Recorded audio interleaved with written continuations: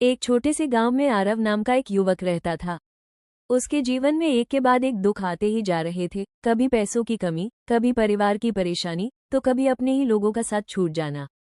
वो अंदर से टूट चुका था। एक दिन बेहद निराश होकर वो जंगल की ओर चला गया।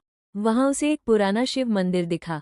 मंदिर के अंदर शिवलिंग के सामने बैठकर वो रोने लगा, हे महादेव, आखिर मेरे दुखों का अंत कब होगा। रोते रोते उसे नींद आ गई। तभी उसे एक दिव्य सपना आया।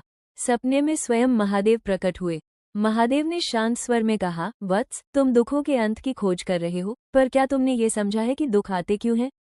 आरव ने सिर झुकाकर कहा, प्रभु, मैं तो बस इतना जानता हूँ कि मैं थक चुका हूँ। महादेव मुस्कुराए और बोले, दुख तुम्हें तोड़ने नहीं, बल्कि तुम्हें मजबूत बनाने आते हैं। जैसे सोना आग में तपकर ही शुद्ध होता है, वैसे ही मनुष्य दुखों से गुजरकर ही महान बनता है। आरव ने पूछा, तो क्या मेरे दुख कभी खत्म नहीं होंगे? महादेव ने उत्तर दिया, दुखों का अंत बाहर नहीं, तुम्हारे भीतर होता है।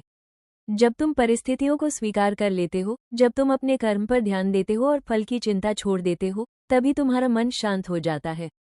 और जहाँ मन शांत, वहाँ दुख समाप्त। फिर महादेव ने उसे एक मंत्र दिया, हर कठिनाई में ये सोचो, ये भी एक परीक्षा है, और मैं इससे सीख रहा हूँ। अचानक आरव की नींद खुल गई। वो मंदिर में ही था, लेकिन अब उसका मन बदला हुआ था। उसने समझ लिया कि दुख भागने से नहीं, समझने और स्वीकार करने से खत्म होते हैं। उस दिन के बाद आरव ने अपनी जिंदगी को नए नजरिए से जीना शुरू किया। धीरे धीरे उसकी परेशानियां कम होने लगी, और सबसे बड़ी बात, अब वो अंदर से मजबूत और शांत हो चुका था।